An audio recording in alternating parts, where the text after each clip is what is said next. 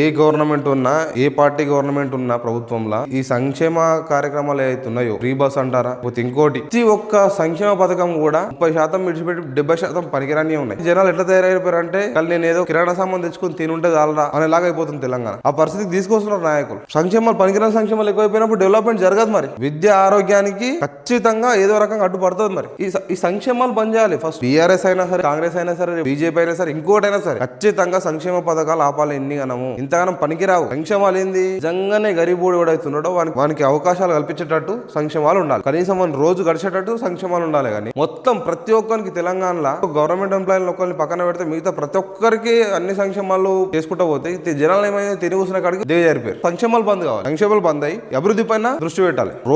రోడ్లు అధ్వానంగా మారనే కారణం సంక్షేమాలే. విద్యా వ్యవస్థలు అధ్వానంగా మారడానికి కారణం సంక్షేమాలే. హాస్పిటల్ మొత్తం అధ్వానంగా మారడానికి కారణం సంక్షేమాలే. విద్యా వైద్యం పైన దృష్టి పెట్టాలి. విద్యా వైద్యం పైన దృష్టి పెట్టిన రోజు ఖచ్చితంగా రాష్ట్రం ముందుకెళ్లే అవకాశాలు ఎక్కువ ఉంటాయి. రోడ్లు కంపెనీ పెట్టాలంటే రోడ్లు ఎంత అధ్వానంగా తయారైనాయి. కంపెనీలు ఏడొస్తాయి ఇంకా ఇట్లా అయినాక. రోడ్లు మంచిగా అయితే కంపెనీస్ వస్తాయి. ఇక్కడున్న నిరుద్యోగులకు అందరికీ ఉద్యోగ అవకాశాలు కలుగుతాయి. దానిపైన దృష్టి పెట్టాలి. సరే ఎట్లా బదలమైనా కూడా హైడ్రా ఖచ్చితంగా నిర్వర్తించి తీరుతా అని చెప్పేసి మాట్లాడుతున్నారు రేవంత్ రెడ్డి గారు. కాబట్టి అట్లనే సంక్షేమాలు కూడా తీసేయాలి. మీరు సంక్షేమాలు ఇయ్యాలి అనుకుంటే ఓన్లీ రైతుకు డైరెక్ట్ గా పోయేటట్టు చేయాలి. అప్పుడు రైతులు బాగుపడతారు, గవర్నమెంట్ కూడా లాభం చేకూరుతుంది, దానివల్ల డెవలప్మెంట్ కూడా ఆరామ్స్ జరుగుతుంది. కాబట్టి మీరు ఖచ్చితంగా ఏది ఏమైనా సంక్షేమాలన్నీ బంద్ చేయాలి. తెలంగాణలో మెసేజ్ ఎట్లా పోతుందంటే ఫ్రీ బస్ ఇస్తున్నారు. ఫ్రీ బస్ ఏమంటున్నారు? ఆడోళ్ళకేమో ఫ్రీ బస్ ఇచ్చారు, మొగోళ్ళకేమో ఛార్జీలు పెంచారు అంటారు. దానివల్ల లాభమా నష్టమా? మీకు రెండు రకాలుగా కూడా లాభం చేకూర్చేట్టు మీరు ప్లాన్ చేయాలి.